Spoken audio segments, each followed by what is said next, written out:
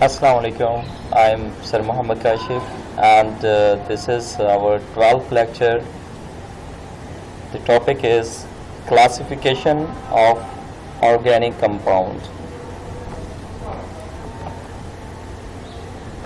So सबसे पहले बेटा we have discussed that organic compounds क्या होते हैं और आज हम उसकी क्लासिफिकेशन मीन बेटा उसकी टाइप्स के बारे में डिस्कस करने लगे हैं। ऑर्गेनिक कंपाउंड्स की टू मेन कैटेगरी हैं बेटा, और ये दो मेन जो कैटेगरी हैं ये किस बुनियाद पे बनाई गई है? Due to the carbon skeleton, carbon के स्केलेटन की बेस पे बनाई गई है। कि कार्बन का स्केलेटन कैसे होगा, मीन कार्बन जो एटम होंगे उनकी शक्ल दिखने में कैसे लगेगी, इस बेस पे उनकी टू टाइप्स बनाई गई हैं। नंबर वन बेटा ओपन चेन, जिसको आप ए साइक्लिक कंपाउंड्स भी कहते हैं। अगर पेपर में क्वेश्चन आ जाए कि ओपन चेन क्या होते हैं और या ए साइक्लिक कंपाउंड्स क्या होते हैं, the answer will be same बेटा। सेकेंड टाइप है इनकी ओपन चेन, फर्स्ट टाइप है second close chain. Close chain को बेटा साइक्लिक भी कहते हैं, क्योंकि क्लोज कोई चीज तब होती है जब एक साइकिल बनता है, एक मुकम्मल चक्कर बनता है। सबसे पहले बेटा open chain hydrocarbon. Open chain में क्या होता है कि जो एंड वाला कार्बन एटम होता है वो किसी दूसरे कार्बन एटम के साथ ज्वाइन नहीं होता। अगेन बेटा बात सुन लें कि आप इसमें ऐसी स्ट्रक्चर बनाएंगे कि जिसमें एंड वाला जो कार्बन एटम होगा वो किसी दूसरे कार्बन एटम के साथ अटैच नहीं होगा। End carbon atom are not joined with each other. For example बेटा ओपन चेन में टू टाइप्स हैं हमारे पास, एक है स्ट्रेट चेन और एक है ब्रांच चेन। अब स्ट्रेट चेन में देखें तो बेटा यहां पे हमारे पास 1 2 3 4 5 6 कार्बन एटम है। तो बेटा 6 कार्बन एटम्स को क्या कहते हैं? हेक्सेन। अब बेटा इस हेक्सेन में देखें तो जो एंड वाला ये वाला जो कार्बन एटम है ये किसी नेक्स्ट कार्बन एटम के साथ अटैच नहीं है, इसलिए हम इसको ओपन चेन कहते हैं। चूंकि ये एंड वाला कार्बन एटम किसी के साथ अटैच नहीं है तो ये ओपन चेन है। और स्ट्रेट चेन भी इसीलिए कहते हैं क्योंकि ये एक सीधी लाइन में लिखे गए हैं। अब बेटा यहाँ पे एक एग्जांपल है ब्यूटेन की। तो अब ब्यूटेन में देखें ये जो एंड वाला कार्बन एटम है ये नेक्स्ट किसी कार्बन एटम के साथ अटैच नहीं है बेटा, क्योंकि डेफिनेशन में ये था बेटा, अगर आप ऊपर देखें कि end carbon atoms are not joined, कि एंड वाला जो कार्बन एटम है वो ज्वाइन नहीं होना चाहिए। अब बेटा आपका क्वेश्चन हो सकता है कि सर सी एच के साथ अटैच है। बेटा सी एच के साथ अटैच है लेकिन सी आगे सी के साथ अटैच नहीं है, that is why this is open chain. अब बेटा ब्रांच चेन में देखें तो क्या होगा कि आप इसी ब्यूटेन में आप एक कार्बन एटम को सीधा लिखने की बजाय उसको नीचे ब्रांच की सूरत में लिख देंगे तो वो आपका क्या हो जाएगा? ब्रांच चेन हाइड्रोकार्बन हो जाएगा। लेकिन आप इसमें भी देखें यहां पे ये वाला कार्बन एटम एंड वाला है और यहां पे ये कार्बन एटम एंड वाला है। अब ये जितने भी कार्बन एंड वाले कार्बन हैं ये आगे किसी कार्बन के साथ अटैच नहीं है, तो लिहाजा ये भी क्या है? ओपन चेन है। और ये ओपन चेन में से कौन सी टाइप है? ब्रांच चेन है बेटा। तो आप ये ब्यूटेन के फार्मूले सबको आपको बनाने आते हैं। ब्यूटेन के फार्मूला आप बना सकते हैं CnH2n+2 यानी कि जर्नल फार्मूला से, जो बेटा मैंने आपको करवा चुका हूं। अब आ जाते हैं बेटा second type. Second one is close chain. Close chain उसके ऑपोजिट डेफिनेशन होती है। क्लोज चेन में क्या होता है कि carbon atom at the end of chain is not free, यानी कि एंड वाला कार्बन जो एटम होता है वो यहां पे फ्री नहीं होता, वो किसी दूसरे कार्बन एटम के साथ अटैच होता है। और अटैच होके वो बेटा एक रिंग बना रहा होता है, यानी कि एक सर्कल बना रहा होता है, इसलिए हम इसको क्लोज चेन या साइक्लिक कहते हैं। अब बेटा इसकी भी टू टाइप्स होती है, एक होमोसाइक्लिक होती है और एक बेटा हेट्रोसाइक्लिक होती है। होमोसाइक्लिक को आप कार्बोसाइक्लिक भी कहते हैं। तो सबसे पहले देखते हैं बेटा होमोसाइक्लिक। होमोसाइक्लिक कंपाउंड ऐसे होते हैं कि which contain a ring which is made of only same kind of atoms.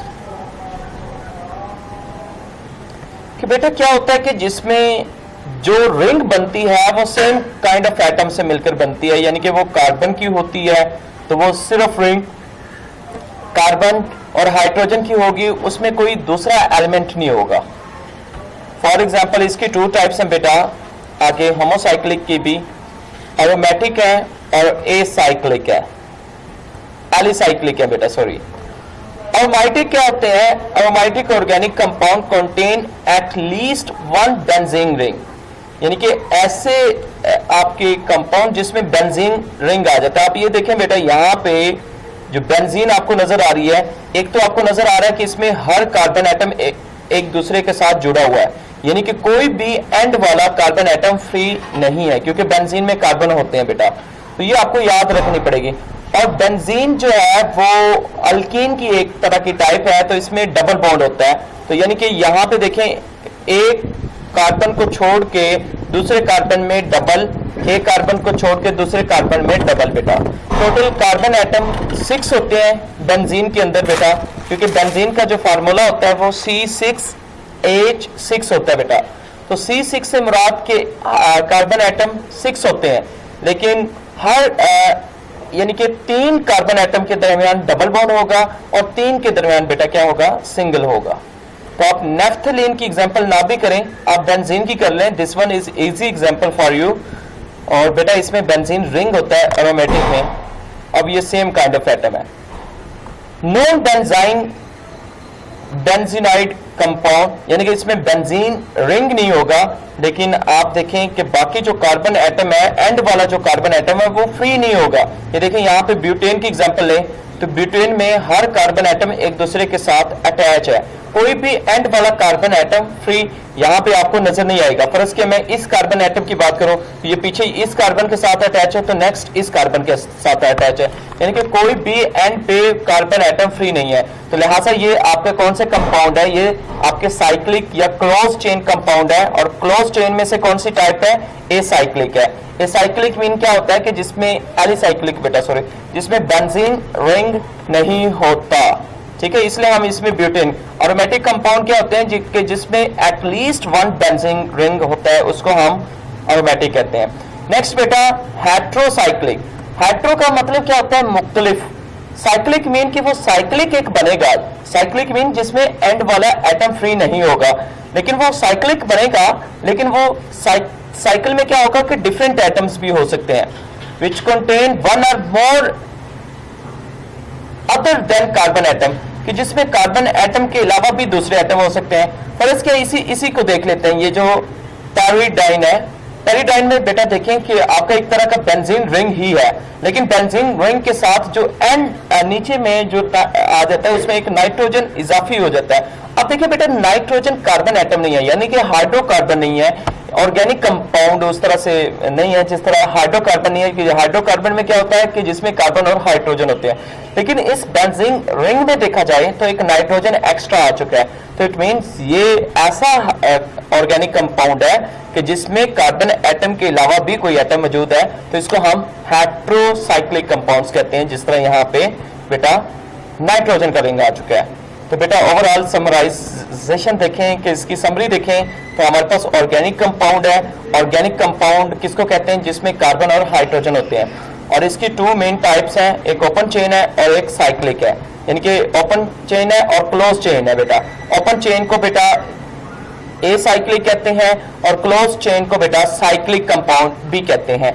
आगे देखा कि ओपन चेन की आगे मजीद 2 टाइप्स होती हैं, स्टेट भी होते हैं और वो ब्रांच भी होते हैं। और साइक्लिक कंपाउंड की बेटा 2 टाइप्स आ जाती हैं कि वो होमोसाइक्लिक भी होते हैं और हेट्रो भी होते हैं। होमो मीन बेटा जो सेम एटम से मिलकर बना होता है रिंग, और हेट्रोसाइक्लिक मीन जो डिफरेंट एटम भी जिसमें हो सकते हैं। होमो की आगे 2 टाइप्स हैं।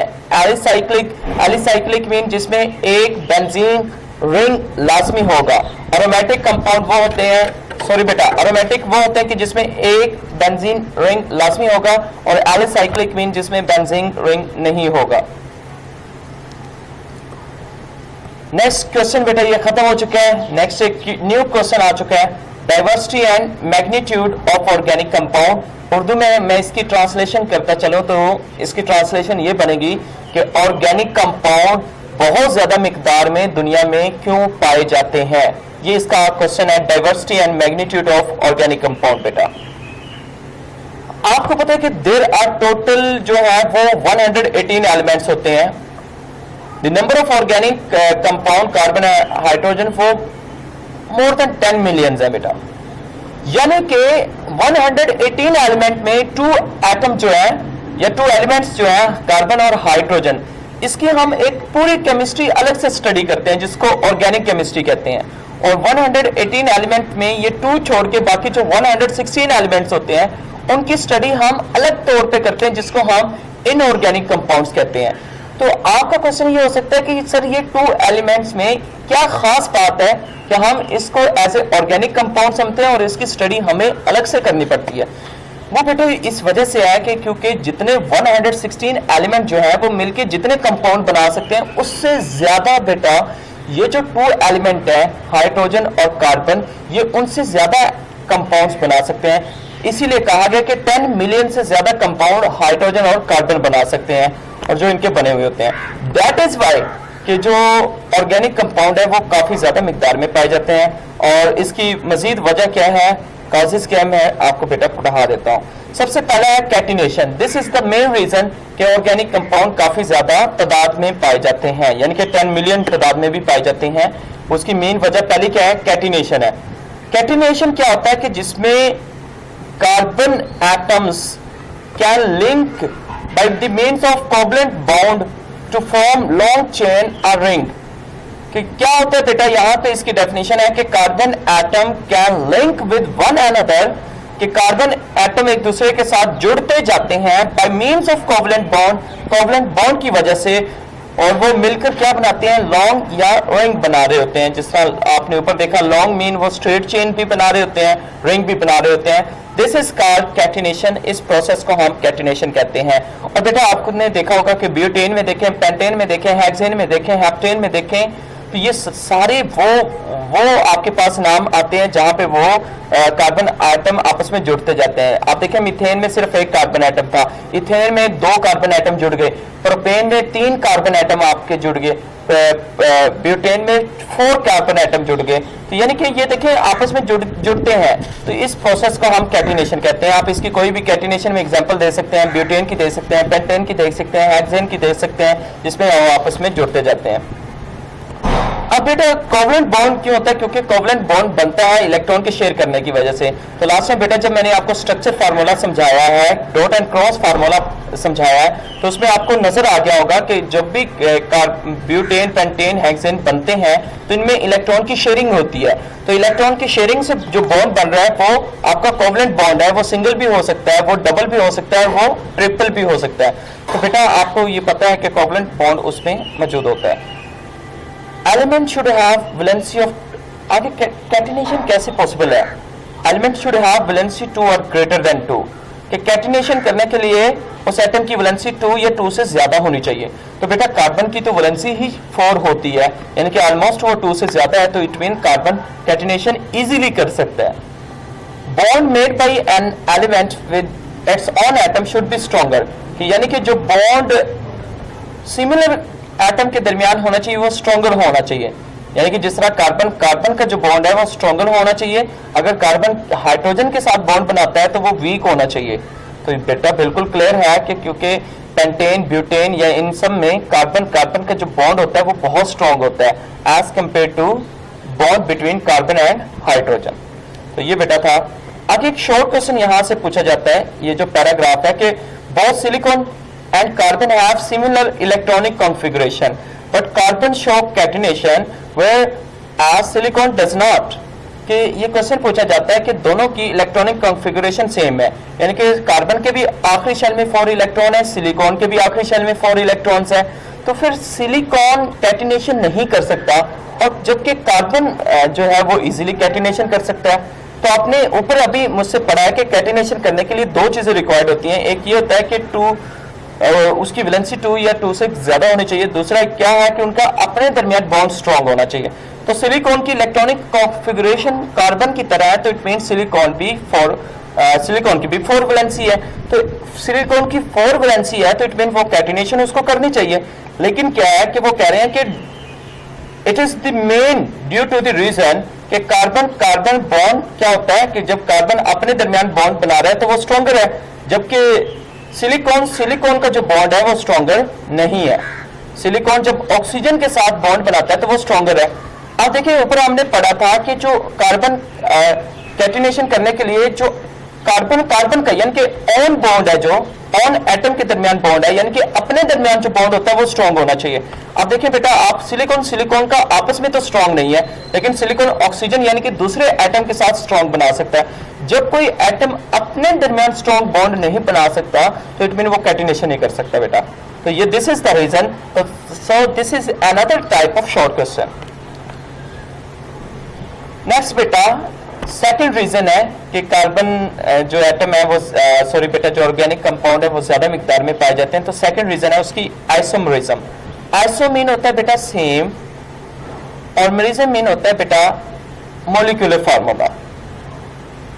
तो आइसोमर्स कौन से होते हैं कि जिनका मॉलिक्यूलर फार्मूला सेम होता है लेकिन उनका स्ट्रक्चर फार्मूला डिफरेंट हो सकता है। अब बेटा पेंटेन की एग्जांपल है, तो पेंटेन आप ये फार्मूला इजीली बना सकते हैं क्योंकि आपको पता है CnH2n+2, तो n इज इक्वल टू 5 है, पेंटेन में n आपका 5 होता है तो 5 से ये बना सकते हैं आप इजीली। तो आपने देखा कि जो फार्मूला होगा मॉलिक्यूलर फार्मूला होगा पेंटेन का वो क्या होगा C5H12। अब आप इसका स्ट्रक्चर फार्मूला बनाएंगे तो स्ट्रेट में बनाएंगे, ये स्ट्रेट में इस तरह के होगा, ब्रांच में बनाएंगे तो ब्रांच इस तरह से हो जाएगा। आप इसको न्यू पेंटेन यानी कि 2-3 ब्रांचें बना देंगे तो वो इस तरह से होगा।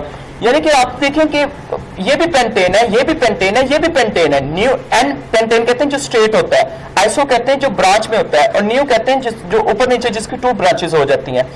अब देखिए बेटे, तीनों देखी जाए तो तीनों फार्मूले एक ही चीज के फार्मूले हैं, यानी कि वो किसका फार्मूला है, वो आपका पेंटेन का है। लेकिन आप देखिए उसका मॉलिक्यूलर फार्मूला एक ही है लेकिन आप स्ट्रक्चर फार्मूला एक से ज्यादा बना सकते हैं। तो this phenomena is called isomerism. और आइसोमर्स ऐसे कंपाउंड होते हैं जिनके आप एक से ज्यादा फार्मूले स्ट्रक्चर फार्मूले ज्यादा बना रहे होते हैं। बेटा अगेन मैं बताता चलो, आइसोमर्स में 2 ही बातें हैं। वो 2 बातें क्या है कि जिनका मॉलिक्यूलर फार्मूला सेम होगा लेकिन अरेंजमेंट ऑफ एटम से ये मुराद है कि जिनका स्ट्रक्चर फार्मूला डिफरेंट होगा। तो आप इसकी डेफिनेशन लिख सकते हैं, isomers are compound which have same molecular formula but different structure formula। यानी कि स्ट्रक्चर क्या बताता है, अरेंजमेंट ऑफ एटम बताता है कि आप एटम की अरेंजमेंट आप ऊपर नीचे कर देते हैं। तो एक तो ये सेकंड वो है।